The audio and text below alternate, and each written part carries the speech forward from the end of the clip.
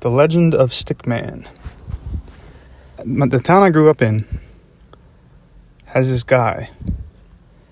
He's like 6'8", super tall, and he's super skinny. But that's not why people call him Stickman. Since I was born, before I was born, he goes around town and he collects sticks and then arranges them on his front lawn in like a meticulously. Like he'll spend hours out front on his lawn, on his hands and knees, meticulously placing sticks in a certain formation on his front lawn. And he's done it for over 30 years. Every day. He's out there almost every day for hours. The guy, it's kind of fascinating. Like I remember when I first moved to this town when I was like a kid, my friends were like, I saw the guy and my friends were like, oh, that's Stickman. And I was like, who the hell is Stickman? And they were like, yeah, he collects sticks, puts it on his front lawn. And I was like, oh, okay. And I didn't think about it again until like a few years ago, after like quote unquote waking up. I thought about it again because I saw the guy out front placing the sticks, and I'm like, wait a second, why the hell does this guy do this? He's not like schizophrenic. He owns the house, and he has a job. I think he has a job. He might be on retirement, Social Security now, but he's kind of old. And he like mows his lawn. It's like he'll move the sticks to mow the lawn and then put the sticks back. Like it's crazy. And so I actually went up and asked the dude, so what's with the sticks, man? And he's like, a lot of people ask me, and it just is what it is. And then I was like, then he goes on and he goes, somebody said this might have been an Indian burial ground, and I don't know. He like sighed, like he didn't want to, like he knew why he was doing it, but he didn't want to sound crazy. So I was just like, okay, and I left. But the guy, he still does it to this day, and I have no idea. No one knows why he does it. I'm sure he knows what the deal is. I posted it on the Reddit, on like a Reddit stream, and I got a bunch of upvotes because people are fascinated by it. Like every town has like some kind of local that's like the weirdo that everyone in town knows. You know what I mean? Like I remember in another town they had the bag lady, and she was always hanging out around the grocery store collecting bags or something. She just always had bags on her because she was homeless, I guess, and she wasn't all there. But she was like a schizophrenic or something. This Stickman guy is not schizophrenic. He's a normal dude. But he looks like he kind of looks like an alien because he's just so tall and he's so skinny. And even though he's so skinny, there's another fascinating thing about him. People like we used to see him all the time at our local pizza place. He would walk to the pizza place and he'd order more than I've ever seen anyone eat. Like he would order a hoagie, Italian hoagie, a cheesesteak, Philly cheesesteak, fries, mozzarella sticks, 2 slices of pizza, a salad, like a bunch of stuff. Like if it filled the whole table, like if you a little booth table, it filled the whole table with food, and he would eat it in like 10 minutes, scarf it down, and then he would walk, and then he'd go out and walk back to his house and pick up sticks in the local park to place on his front lawn. And a lot of people had ideas about it, like maybe he's like suppressing some Indian burial ground, or like the spirits of the Indians. Like he has to do that every day, and he's compelled to do it because it protects it, like keeps the Indians, the spell or whatever, their spirits in that burial ground. And I think this is what some of the holidays are for. Like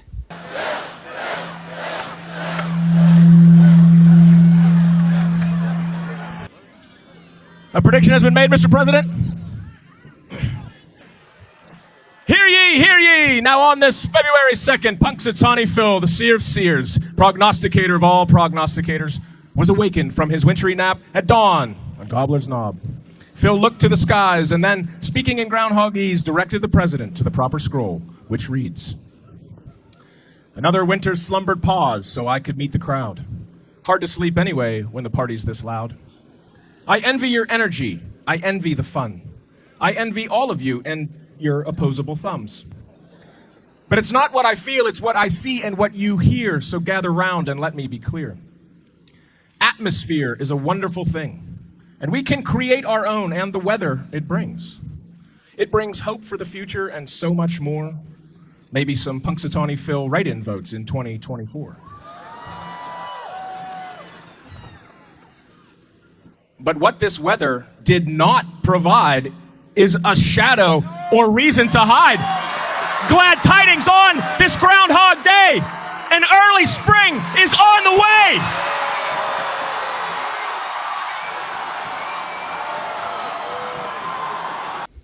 That started like 100 and some years ago because of a Indian wizard, like sorcerer, shaman, whatever, named Punxsutawney.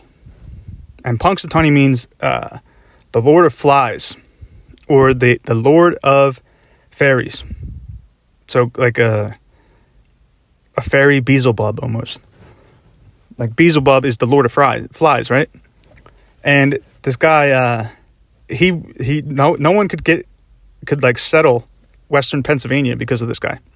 The mountains in Western Pennsylvania, in Punxsutawney, Pennsylvania, and so they convinced one of the Indian tribes, like one of the younger Indian tribe people, to kill him. And the guy killed him, and there was a curse. Supposedly there was a curse after he got backstabbed by his own people, and so no one could settle there. Like the flies would come out of nowhere, and there was like fairies in the like people would see things, all kinds of stuff. And so I think that the reason that's why they came up with the Groundhog Day thing. It's a suppression spell, and it kind of, because it's like Groundhog Day is like the movie, kind of like it keeps. That's why they do it exactly that way every single year. For like 100 years they've been doing it in Punxsutawney, PA, Gobbler's Knob. It's really occult. Like, why do they do that? A groundhog comes out. I mean, I get the reason, like the groundhog seeing his shadow.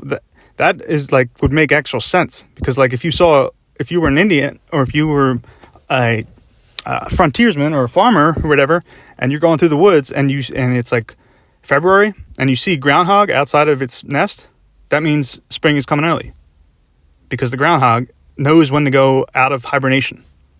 So if you see the groundhog, then spring is coming early. If you don't see a groundhog, then winter's staying longer. They just know for some reason. That's the whole point of the thing, seeing its shadow or whatever. But they don't do that. Like they all just get like hammered drunk, and they go march through the town in like suits and shit. It's like, think about how weird that is. What other reason would you do that? You know what I mean? It's like and February 2nd also happens to be the embolic, which is the halfway point between the winter solstice and the spring equinox. So it's like the days are starting to come back to where the spring equinox, the days are even again. Like the day and night is even, the time. So it's like a flip. It's like the flip where things are starting to come back. It's almost springtime. It's almost time for growth. I don't know. And they do it on February 2nd every year. So they specifically picked that date, right? Same with Christmas. It's around winter solstice. I think they're all spells. All these holidays are spells, I think. They're massive, like, ritualistic, hypnosis type spells. And like, if you like, what do they say around Christmas time? You gotta believe. It's all a belief thing, a belief, spell magic. I don't know. And I always go on about like how you can there's a priority to the laws of nature, and that the law with the highest priority is nature abhors a vacuum, and vacuums are caused by pressure differences. And so you can pressure can be utilized in all different forms of, like, in the ether. It can be belief pressure. It can be air pressure, water pressure, heat, like temperature pressure. It can be all kinds of stuff. So it get like a vibration pressure. When you ever feel awkward, you go in the room, it's like a pressure difference. You can just feel it. It's not like a thing you can measure, but you feel it. It's like a etheric pressure. And I think this is how you would do like a belief thing. As long as you 100% believe that the whatever you're trying to do will work, then it will happen. That's how the placebo works. The people 100% believe that the drug that they're taking is going to heal them, even though it's just a salt tablet. It's just a placebo. But because of their the belief pressure was so high, it created a vacuum, and nature abhors a vacuum. So to close the vacuum, it doesn't matter what it is. It just needs to close. And the way it closed is that they healed, quote unquote, miraculously, it actually is kind of a miracle, healed themselves. Even though there's no medicine at all. So it's like the same with these holidays. They're building belief pressure so that there's a vacuum. And then once the vacuum is created, people fall into the trance of whatever the holiday is. Like, and ever notice that on most holidays, this is another reason why I think Punxsutawney is a spell, Groundhog Day is a spell, is because they get drunk, and alcohol is spirits. They're raising the spirits. They're raising spirits, like literally. And that same with the Mummers Day Parade in Philadelphia. They all just go there to get drunk, and then they march around in their like gay uniforms. It's like, and all those dudes that do that, they're like bricklayers. They're like construction guys. They're not like in the play. They weren't like in a theater group. They're just like regular Joes, but they all do it. Why? And they all get drunk that day. They raise the spirits. It's like it's a spell. That's what I'm trying to say. And I think that's what this guy might be doing. The Stickman. He's keeping the spirit, like he's like containing. It's like a suppression spell. I hope you enjoyed the video.